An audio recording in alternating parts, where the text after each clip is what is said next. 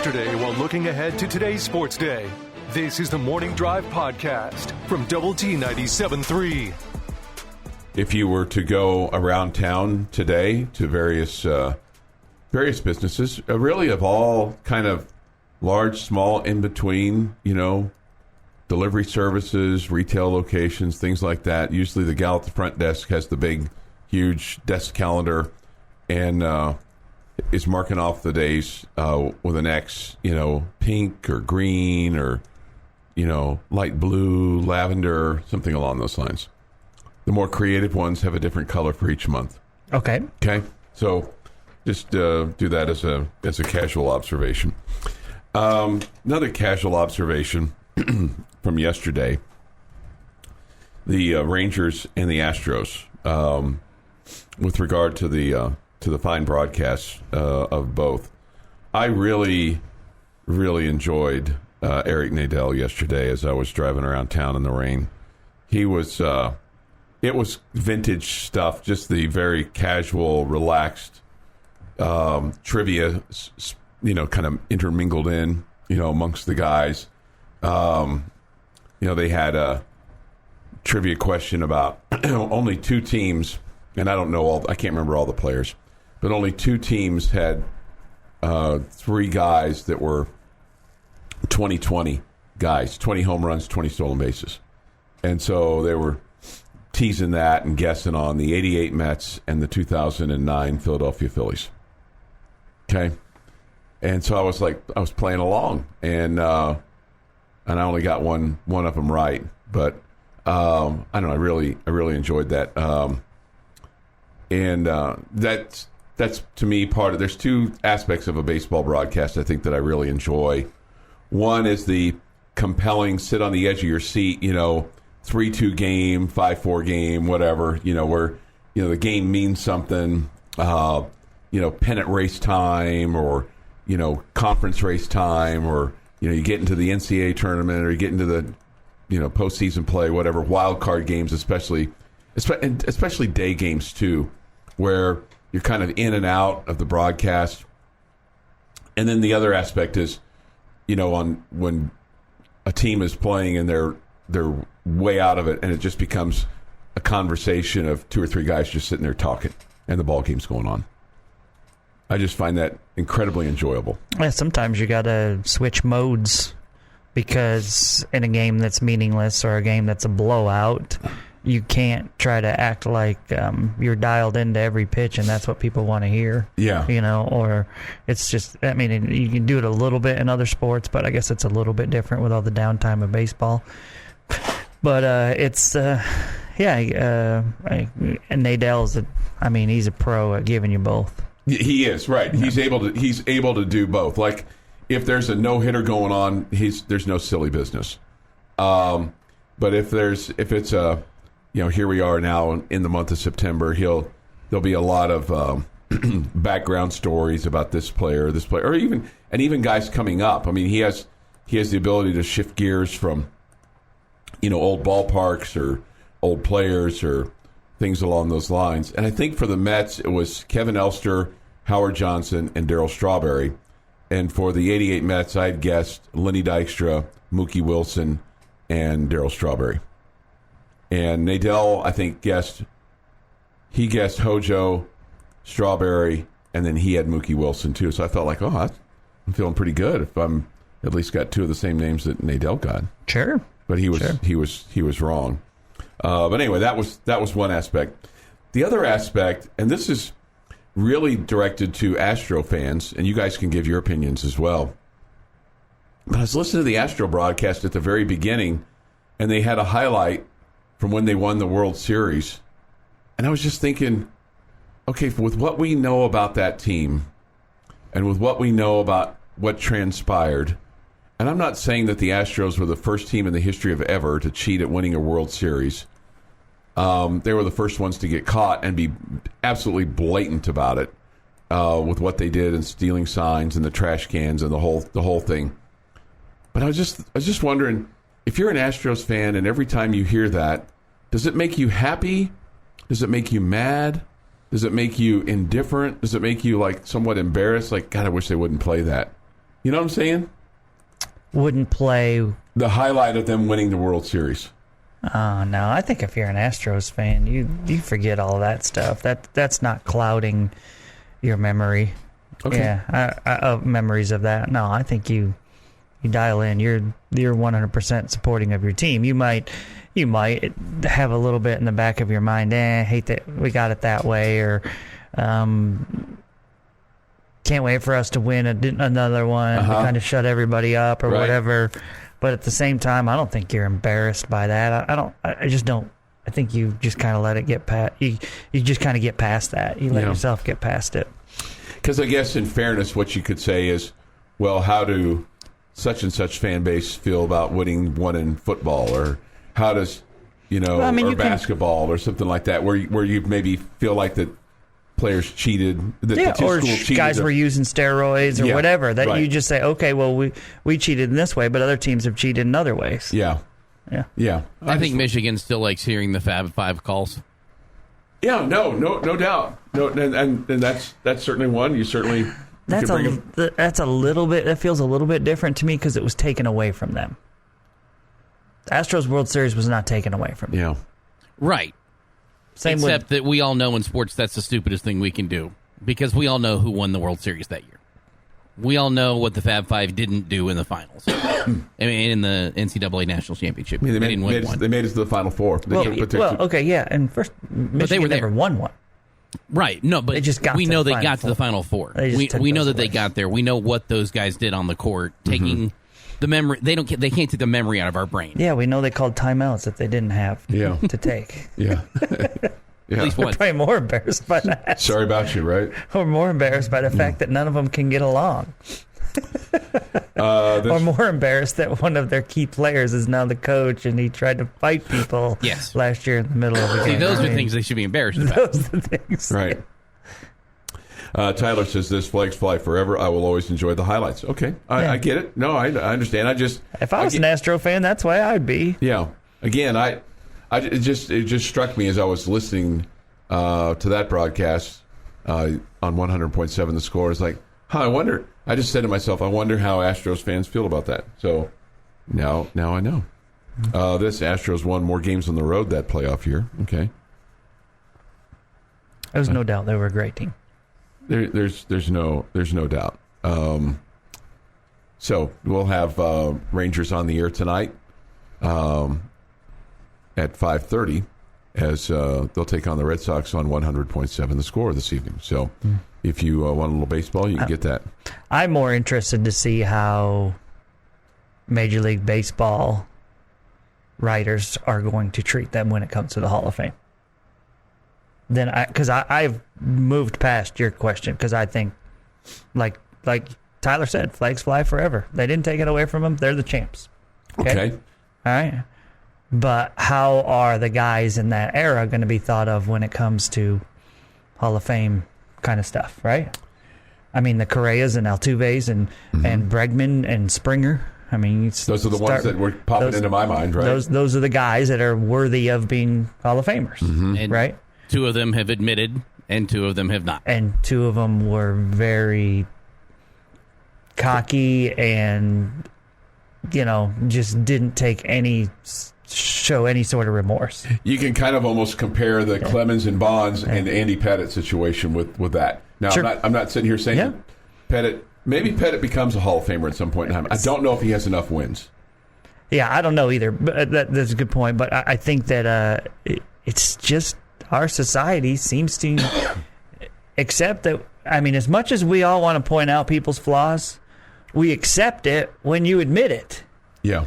We okay, you messed up. We move on, okay? And I think that Bregman and Springer are going to be treated better than Correa and Altuve when it comes to that. The baseball writers, we know they're a bunch of buffoons, and they feel like this is their chance to get, this higher power that they long for so much, and it's ridiculous, but I don't know how. I just feel like that's going to hurt Altuve and Correa. Meanwhile, Justin Verlander probably already was a Hall of Famer without that 2017 season, but certainly helped him. Big plays stories, and even bigger laughs. This is the Morning Drive Podcast from Double T 97.3. Time for this day in sports history. Today is the first day of September 2022. Here is Jeff McGuire. Going to start us off in 1906 because the Philadelphia's beat the Red Sox 4-1 in 24 innings in Boston.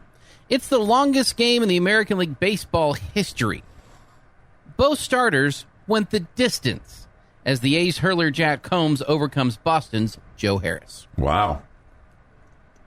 24 innings. That's a lot of baseball. 1931. Future Baseball Hall of Fame first baseman Lou Gehrig hits his third grand slam in 4 days and sixth homer in consecutive games in New York's 5-1 win over the Boston Red Sox. 1967. Cincinnati's reliever Bob Lee walks Dick Groat with the bases loaded in the 21st inning to give the Giants a 1-0 win at Crosby Field. 20 scoreless innings ties the Major League Baseball mark with the Pirates and the Braves from 1918. Goodness. Bases loaded walk-off extra inning win in the 21st inning. Dick Groat, a college baseball Hall of Famer. Mm-hmm. Cool. 1971, Pittsburgh Pirates start what is believed to be the very first all-black lineup, including several Latinos, in Major League Baseball history, in a 10-7 win over the Philadelphia Phillies. Hall of Famers Roberto Clemente and Willie Stargell were members of that team. Manny Sanguillen. I wonder if Doc Ellis started that game as the pitcher. I don't have the whole game for that roster. 1971, excuse me. 1972, if I were to say chess champion, who do you think of?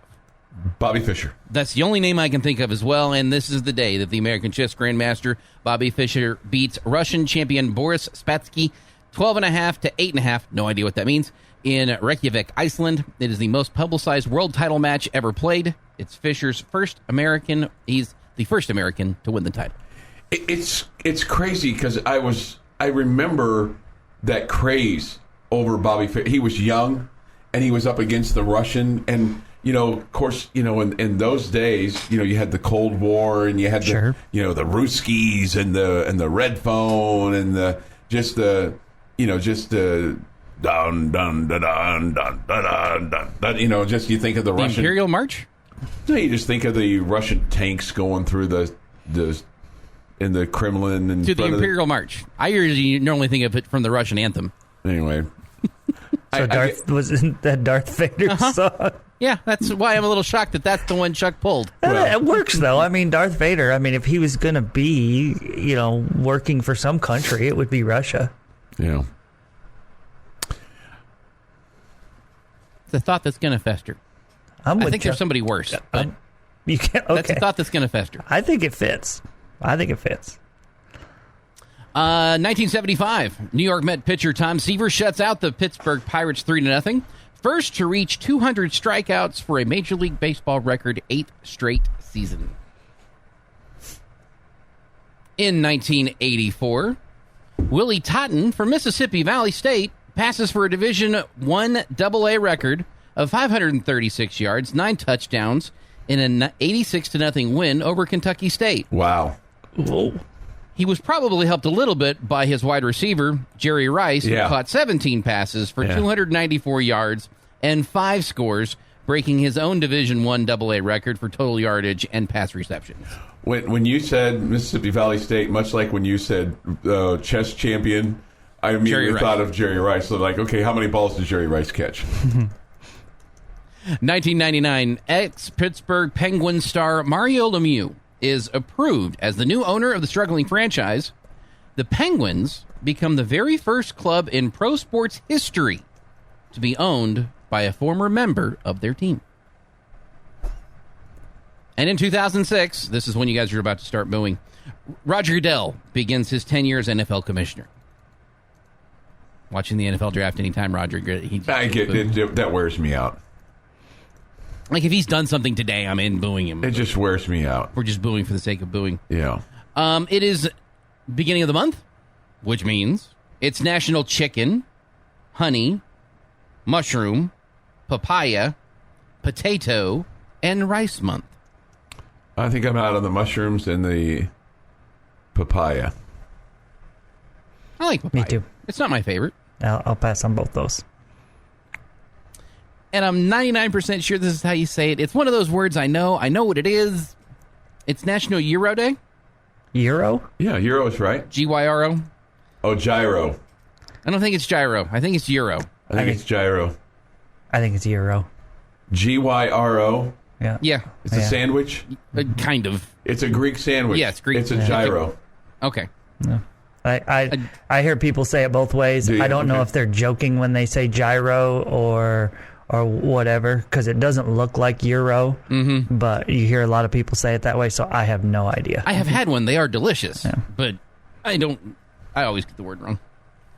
And I would love to tell you whose birthday it is today. However, I just really feel like somebody else can do this just a whole lot better. Third down. Here's a deal where that last timeout gets used by Tech if they can hold it and get the first down here. Pulling. Intercepted! Zach Thomas! Zach Thomas! Touchdown! Told you you're flirting with danger. 49 today for the 49. former Wow. Texas Tech linebacker. Dr. Phil, 72. Gloria Estefan, 65. Barry Gibbs, 76. Lily Tomlin, 83. Tim Hardaway, 56. Jason Taylor, 48. And Clinton Portis is 41. And on this day in 1985, 73 years after it sank in the North Atlantic to the North Atlantic floor, a joint U.S.-French expedition locates the wreck of the RMS Titanic. The second liner was about 400 miles southeast of Newfoundland in the North Atlantic, some 13,000 feet below the surface. And we were all paying attention to that when Robert Ballard then later found the Bismarck. And that is this day in sports history. Okay. Let's see here. This helped from the Yates Flooring Center chat line, which I knew that we could count on that. The word comes from the Greek word for spin, a fact confirmed by staff at Greektown restaurant Athena. Gyro, right? Am I saying that right? Gyro would apply to a single sandwich, as in I want a gyro, while gyros would be the correct pronunciation if you were to say I love gyros, Greek experts said. Okay.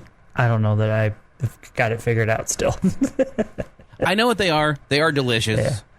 I don't know how to say I feel like every time I hear someone say gyro, they're just kind of joking around because Yeah. that's what it looks like. Yeah. Yeah. So, But I am not a Greek food expert. Me neither. So I am far from being the guy to ask on that one. I'm really not a food expert of any kind. Guns Up Girl, who's in Georgia this morning, and man, we have not heard from her in quite some time. She says the word comes from the Greek word for spin. Blah, blah, blah, blah. She gives the same deal. Gyro would apply for a single sandwich. Okay. Well, I trust Guns Up Girl. Greek experts said July 23rd, 2018. According to this, I love gyros. Typical ingredients, lamb and mutton. Ugh. What? I'm out on both of that. You out on the lamb and the mutton? I don't know that I've ever had either. Yeah. But I'm probably not going to make an effort to try it either. I can tell you this. I was right about 1971, the Pirates, when they had their... who the starting pitcher was. Yeah, Doc Ellis. And Manny Sanguillen was the catcher. And Al Oliver was over at first base. So, I mean, they won a World Series, and those are all, for me, 8 of the 9 names are very familiar. The only one that didn't stand out to me was Gene Clines, who was in center field, but I think he was a terrific player. When you have Rennie Stennett, Roberto Clemente, Willie Stargell, Manny Sanguillen, Dave Cash. See how Al a guy Oliver. might get forgotten. Yeah, Jackie Hernandez, who was the shortstop, and then Doc Ellis, who was the pitcher, who was a terrific pitcher, said. Anyway, so that's this day in sports history. 6:55, we'll talk Red Raider football as the Red Raiders get ready for the Racers of Murray State. Hopefully they're not racing around too much. Hopefully they're racing to get out of town after they got their butt whooped. How about that? Be nice. Yeah. We look forward to that on Saturday night. Our Optimum Game Day Live coverage begins at 7 a.m. Saturday morning. Getting you up and getting your sports day started. This is the Morning Drive Podcast from Double T 97.3. Nice to have you with us with Jamie Lent and Jeff McGuire. I'm Chuck Heinz. Yates Flooring Center chat line is open. Go to the Double T 97.3 mobile app presented by Happy State Bank to participate. Benchmark hotline is open as well at 806-771-0973. High school football tonight in the city. It's Monterey and Wiley over at Lowry Stadium. That's a 7 o'clock kickoff tonight, weather permitting. We'll have Red Raider football with Joey McGuire tonight. No need to worry about the weather. The only thing we need to worry about is can Coach McGuire, get in a boat and find his way to his radio show, which I think he's fine. I think it would keep an awful lot. We'd have to have an awful lot of rain to keep Joey McGuire from anywhere.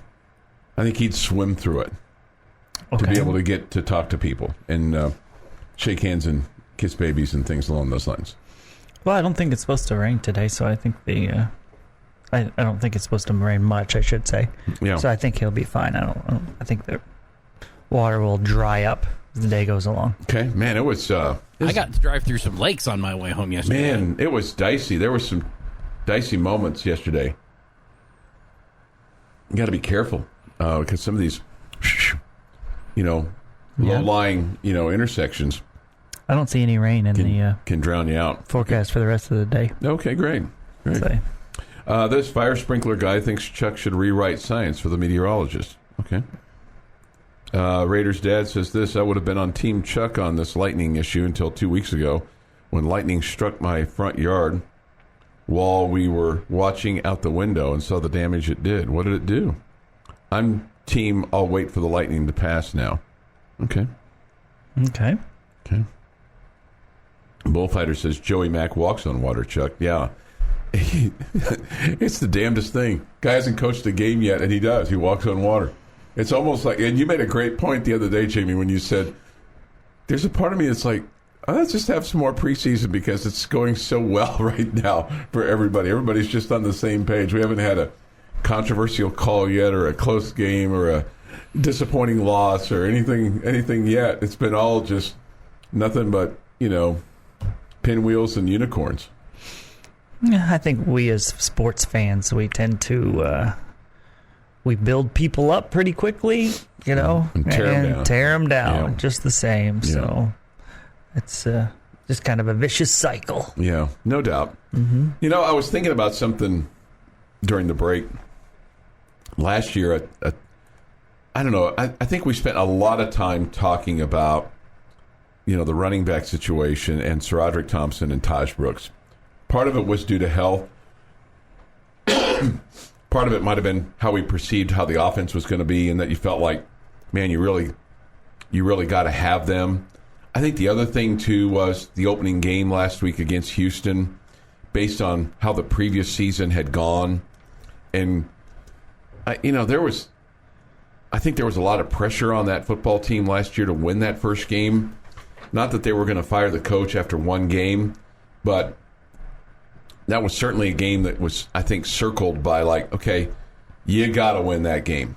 You got to show, because we were looking for progress. You were looking for indications of, have we hired the right guy? You weren't saying that we didn't hire the right guy. You were just looking for an indication of, do we have the right people in place here? Yeah, I think by that last year, I think people definitely already had an opinion. Yeah. That we had hired the wrong guy. Yeah. But isn't it interesting, though? Am I right on that? Didn't we spend a lot of time talking about SaRodorick and Taj? And we haven't spent that much time talking about them, I think, in the weeks leading up to this game.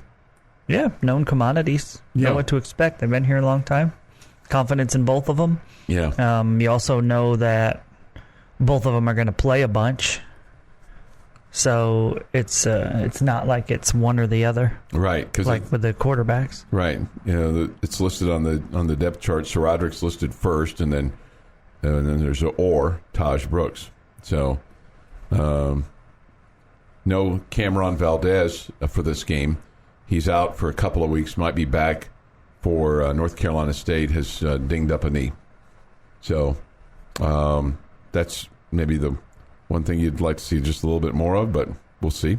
So I'll be curious to see how much running they do or passing out of the backfield. I'm hopeful that Loic Fungi can really be a downfield threat for you, and presumably healthy. And he's been practicing. He's fine. Hopefully he can stay healthy. He's a big target at 6'4", so I mean he's got really good hands, and has been a highly anticipated player for this football team. Just hasn't been able to do it yet consistently. Because of injuries. Sure. So kind of looking at that, and then of course people look at Miles Price, and then I'll be interested to see what Xavier White does as well. I mean, you get the ball in his hands; he's got explosive speed. Just sure. About getting the ball in his hands. He's definitely shown you that already. Yeah, without a doubt. So that's kind of what we have to look forward to on Saturday. I think it should be fun. So that's, I think, just with everything that they've got planned, from the beginning of the tailgating to kickoff and hopefully the game itself. Somebody says this with regard to the Saturday. Let's see what happens after the post-game show on Saturday. Yeah. I'm hoping it should be a pretty spirited post-game show. Oh, I think it'll be great. I don't know. Let's hope we're not frustrated with a bunch of stuff, but I think you're gonna see a team that's really excited to play, and I think they're going to be really excited, just for the momentum that this program has built over the last few months. It's just hard to imagine them coming out and not being really fired up. Yeah. No, I think that's a really good point, because that ball of twine that's now rolled up into the world's largest ball of twine is rolling down the hill, and it just cannot be stopped. Okay. You ever notice that? When you see something and it just picks up momentum. It's a big, huge rolling ball of something, and it just steams over people. Feels like this thing is steaming, big time, and rolling and picking up, but. I mean, a loss will stop it. Yes. It'll go from... explode. Yes. Right? It would just suddenly be nothing. You know what the solution is? Just don't lose. Just win them all. We can do that. We're allowed. It's not against the rules. Somebody asked this, what's y'all's estimated crowd attendance for Saturday? Butts and seats, not tickets sold. That's a good question. I ran into a guy of knowledge in the parking lot the other day. He was off to lunch, and we just said hi. And I said, hey, what's it look like? And he said it's almost sold out. I'm going to say 60. Yeah. Now, how many will be there in the fourth quarter? Yeah. I'm not going to be devastated if it's because you're blowing somebody up. Right. Yeah. That's not going to disappoint me that much. Yeah. People are saying, okay, well, I've seen what I needed to see. Mm-hmm. Now I'm headed to wherever I'm going. Mm-hmm. Parking lot or post game or things along those lines. So 7:24 this morning here on the morning drive. Red Raider 2 goes saying, I'm saying that will be the first time that people will be critical. I'm sure somebody will find something to be critical about on the post game show, without question. That's been my experience. It's been my experience that even with wins, there have been critiques. Yeah, sure. Even if a team plays really, really well, a head coach is always going to have things that they, kind of keep his team grounded that they could have done better and that they need to improve on. So I think it's fair that the fan base is the same way, right? Even if you win, you're like, yeah, but we gave up too many points, or stupid penalties. Yeah, we still didn't get any pressure on the quarterback. So there's still things that you're wanting to get better at. Put them away. So can't win big enough. So even if we win handily, I think you're still going to be like, yeah, but. What will be the yeah but? Will be Would the yeah but be the quarterback ran for over 100 yards and you're concerned about your ability to chase him down? Would the yeah but be, we couldn't, in between the tackles, we couldn't get any penetration, and as a result, still couldn't run the football in short yardage situations, right, or weren't good in the red zone, or missed 2 chip shot field goals, or what's the yeah but? That's really good. What's the yeah but? 7:25. Jamie's got a question of the day that's next. I don't know that you can use the yeah but Jamie will throw one at us. You, me, and Jeff. That's next year this morning on the Morning Drive. Getting you up and getting your sports day started. This is the Morning Drive podcast from Double T 97.3. Jamie's question of the day on Double T 97.3 is presented by Bizarre Solutions. Call them today for a free cybersecurity audit. You basically get one question a day here, officially. You can have as many questions as you want of us. But this one is directed at Jeff and I and our fine listening audience. Okay, today's question surrounds the Red Raider football team. Which position group do you think will perform better than most people think? Maybe they're being overlooked. Maybe they're being questioned. Maybe people are worried about them. But which position group do you think will be better than most people expect? Well, I think it'd be almost... It'd be easy to say, offensive line, but I'm not going to say that because I'm concerned about that. Why would it be easy? Because I think that's kind of a target. They have the most potential to improve on expectations. Because they have the lowest expectations. Yeah. They have the most potential to improve. Well, that can be your answer. I'm going to say the linebackers. I'm going to say, what you've kind of done at linebacker with, Josiah Pierre, having Krishan Merriweather back for a senior year, Kosai Eldridge, the backups that you have, the guy on the edge with Tyree Wilson and Joseph Aderai. Is that right? I still think it's really odd that Tyree Wilson is listed as a linebacker. Yeah. They have him listed as an edge, right? I mean, he plays inside at times, doesn't he? Yeah. On the defensive line? Yeah. How in the world? I mean, but I guess that speaks to his versatility. So, that he can, stand up and still make plays for you, but also get down there in the trenches and the warfare down there and still make big plays. What do you think, Jeff? Because there's enough people out there that think that we're going to be making a change at this position at some point in the season. I don't think that's the case. I think we might have to have a second quarterback out there, but it won't be for performance. I think it's quarterback. That you're going to see some of the best quarterbacking you've seen from that group this year that you've seen in a while. I think that's fair as far as you'll see better quarterback play than we've seen in recent years. But the expectation, we're not I'm not predicting Graham Harrell numbers or Patrick Mahomes numbers, but Sonny Cumbie numbers, for the feeling of the Cumbie year, I could see that absolutely happening this year, and that's not what's expected right now. Yeah. I don't think I would go with your answer just because I have high expectations for the quarterbacks, especially in Zach Hitley's offense. I think you're going to see quarterbacks put up big numbers. But that's just, again, that's about where your expectations are. Excuse me. And where your expectations are with them compared to the offensive line that you're much lower. I'm going to go with the wide receivers. I think that we have a lot of guys that have been waiting their turn and guys that are going to get their chance to shine this year.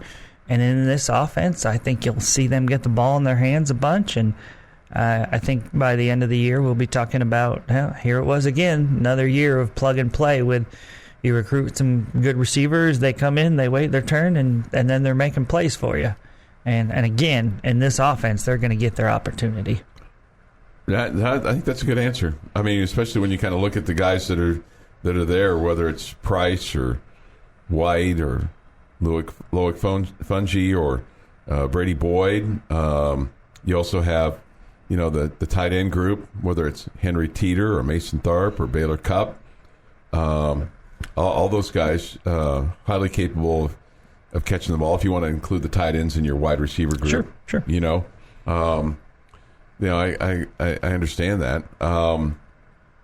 So I think I think Jeff makes an interesting point, because I do think if you stopped 1,000 cars out here at 4th and Avenue Q or wherever, 6th and O, said, "Do you expect Tyler Shuck to start all 12 games?" I think people would say no.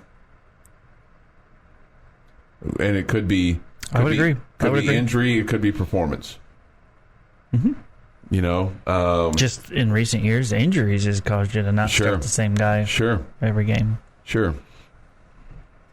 But then, after hearing what Coach Kitley said on Monday, where made it sound like there really wasn't much of a competition, or that it was clearly obvious to the point where they didn't even really have a meeting. I'm sure they discussed it. I'm sure that all those position groups are discussed in terms of how each player is playing, whether it's with the offensive coordinator and his, position groups, offensive line or running backs or wide receivers, and, head coach is ultimately, responsible for who's trotting out there, but probably is reliant upon his respective coordinators, whether it's special teams, defense, or offense. But I do think the expectation is that people look at this quarterback group and go, well, I mean, it looks to us like all three of these guys are equal, but maybe it looks to them like one is way, way better than the others. Mm-hmm. Because that's kind of what it's been made out to be, and who knows? Once you get into the meteor schedule, like especially Houston, and then it ramps up real quickly with North Carolina State and Texas. Yeah, and you were kind of worried about the whole, if you have three, you don't have one, when they were saying everybody's performing well and they're battling it out. But after you hear Coach Kitley say, no, one was clearly better than the others. This was a no-brainer. Yeah. Maybe that makes you feel like, okay, we didn't have three. We just had one. We had one, right. And we feel like the other two are capable, but they're still learning the process. And, on one hand, the quarterback's the most important position on the field, right? Would you agree with that? Sure. And then would you say, too, that it's the most complicated position on the field? Oh, I would guess so, yeah. Yeah, because you got to know where everybody's going to be. Never played a high level of football, but yeah, I would think that. Yeah. So, I mean, you've got to have some wits about you in addition to arm strength and skill, escapability, unflappability, all those things that come with it. You've got the tangibles and the intangibles. And my guess is the intangibles to a degree are stuff. Sometimes it's just stuff that you either develop or you just have it. And then the tangibles are things that you can somewhat control in terms of your ability to, have a grasp of the offense, or, the plays, or, just the pure ability, to throw the football down the field. So, I don't know. It's interesting. Austin asked this question off the Yates Flooring Center chat line. What's our expected pass ratio? I don't think we know that. I mean, Coach Kitley was pretty emphatic that we're going to run the football and that the game will dictate, what your ability is to do that. But if you had to guess, would you say 75-25? No, I don't think I'd go that far. I think 70-30. Okay. So I'm not too far away from you. Yeah. But, I mean, if they're giving you... Maybe 65-35, something like that, maybe. Maybe 2 out of every 3. Okay. So, but, I mean, if for whatever reason you're able to run the football, I think you're going to run the football because that moves the clock. And then that opens up the passing, maybe opens up the passing game over the middle, or opens up the passing game downfield. These are all things that the previous coaches knew too. Yes, absolutely, absolutely. No doubt about it. This is not new. No. Yet we still choose to throw it a lot. That's kind of what we've done here, right? Well, I don't think it's as much about me personally, over the years, I don't think it's been as much about, I want to pass more than I want to run. It's not having confidence in your offensive line. It's easier to pass block than it is run block. Yeah. And so you had offensive lines where you could handle passing more. I mean, I think every one of these coaches would have run the ball more if your offensive line was better. Yeah. If you could manhandle people up front and create running lanes. So you weren't able to do that. I mean, go all the way back to Leach. I would think he would have ran the ball more if our offensive lines were better. And Leach had some good offensive lines. Recapping yesterday while looking ahead to today's sports day. This is the Morning Drive Podcast from Double T 97.3. Got 2 sleeps left for Texas Tech football tonight, tomorrow night. Then it's game day on Saturday. You'll hear it right here on Double T 97.3. With Jamie Lent and Jeff McGuire, I'm Chuck Heinz. We come to you this morning from the First United Bank Double T 97.3 studio. Look forward to your thoughts, comments, the Yates Flooring Center chat line. Benchmark hotline is open as well, 806-771-0973. All right, let me set the deck for you for today. Tech Talk is on location today at Twin Peaks. They'll be there from 3 until 6, so go by and visit with Aaron Dickens and Mike Gustafson today, or just sit and enjoy and maybe have a cold brew and an appetizer or a burger or something along those lines while you sit and enjoy Tech Talk this afternoon. You know, if you're one of those ones that works for a living and works outside and you're like, it's just too wet. It's just too wet to work today. You know, or you get your job done early. You want to go over there, whether you're, if you've got lawyering to do or doctoring to do or just got a regular job, you get done a little bit early, head over to Twin Peaks this afternoon. Does that sound good to you? Yeah, have fun. Have fun. Okay. Yeah, get out of the rain. Get out of the rain, right? Or the sun or whatever. Whatever it is. Mm-hmm. We'll have Red Raider football tonight with Joey McGuire, his inaugural show. That'll be at 6 o'clock. I bet you he's just like, Saturday can't get here fast enough. You know, you've had all these things that have taken place, and the fact that he hasn't been a coach in a game since November. Because remember, he left a team during the season in Baylor to take the head coaching job and wasn't involved in any of the practices because he officed over on the east side away from the football team and the previous staff while putting his staff together. Got to experience the bowl game but didn't coach it. I mean, he was there, but he didn't coach it. Sure. And got to coach the spring and obviously, you know, over the summer and now the fall camp. But in terms of a game, it's been last November. So probably itching to go. Okay? Gotta believe so. Gotta believe so. We'll have Big Ten football on the air tonight for you after Red Raider football with Joey McGuire. That'll be at 7, featuring Penn State and Pittsburgh. Or Penn State and Purdue, I should say. That's tonight at 7 after Red Raider football with Joey McGuire. There are some top 25 games tonight. Central Michigan goes to number 12, Oklahoma State. You think Okie State wins this game handily? Yes. Yeah. You think part of that, even though that many of those players weren't involved in that game, but the head coach was and fans? I think it has nothing to do with that game. Okay. All right. From a few years ago. How many years ago? Oh, I don't know. I'm going to say 5. Okay, and you think these Oklahoma State players are motivated by that? No, I think...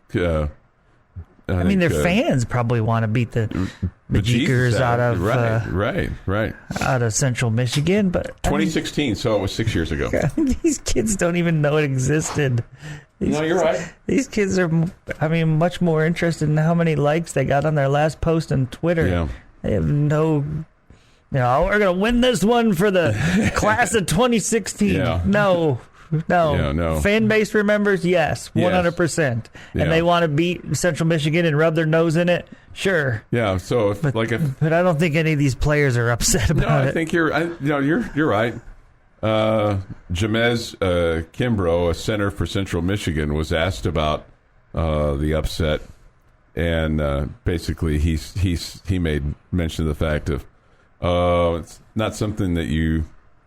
Of course, it's out there. The media talks about it. It's not something you could just act like you don't see, but we don't focus on that stuff.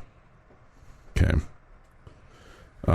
He was the center for Oklahoma State. No, he's the center for Central Michigan right now. Yeah.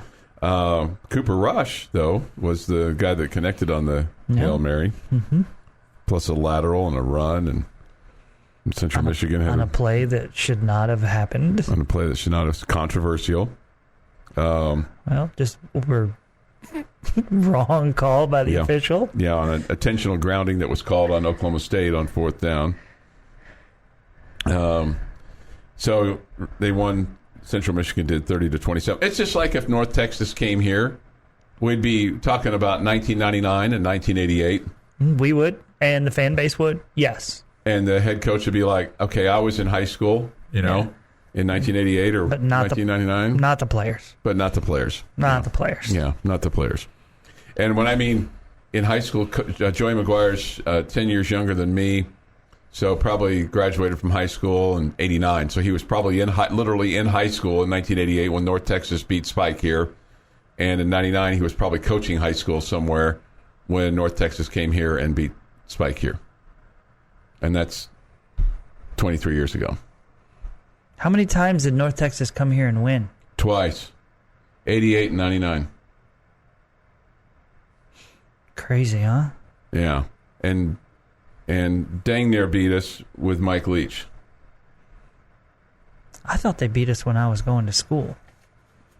Well, 99. I was out of school. But you were out of school in 99. That's one of those games you just don't forget. Man, don't forget how angry you were after. No, you're right, Chuck. They almost beat us when I was in school. That was the game where Kevin Curtis. They had a guy going, looked like he was going to score, and Curtis reached around and knocked the ball away. Yeah. Yeah, and we barely held on to win. Yep, you're right. We didn't lose to him. And not only did he knock the ball away after the ball was completed, and he's going down the east sideline where it looked like he was going to score, but the ball takes a fortuitous bounce, and Curtis is able to get it, and it's awesome play by Kevin. Awesome play, because if the ball goes out of bounds, then it's still their ball. It's still their ball. Yeah. Right. It's still their ball. Yep. So that was one of those deals where it was one of those. I was wrong. I'm not trying to make an excuse, but it was one of those days where you won and it still felt like you lost. Oh yeah, because it took a miracle to beat North Texas. And you're going to say when I say this, you're going to say I'm crazy, but if you lose that game like others had lost. Because people weren't exactly they weren't in love with Mike Leach yet. I want to say that was, I don't know what year that was, if it was. Well, the year I'm talking about was still Coach Dykes. 99 was Coach Dykes. Yeah. Leach was the one that was coach on the Kevin Curtis play.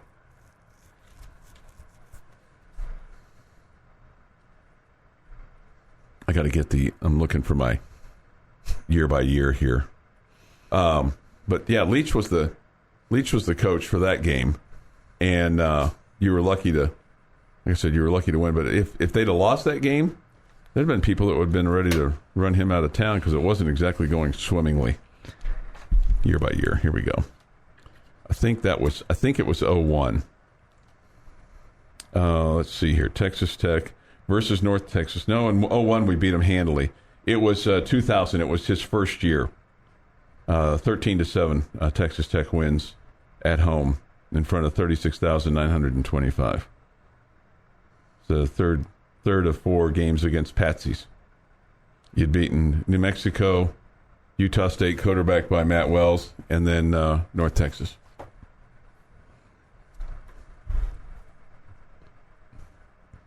What are you laughing at? No, I'm not laughing at anything. Okay. You're good. You've been listening to the Morning Drive podcast from Double T 97.3. For more from Lubbock Sports Station, go to doublet973.com.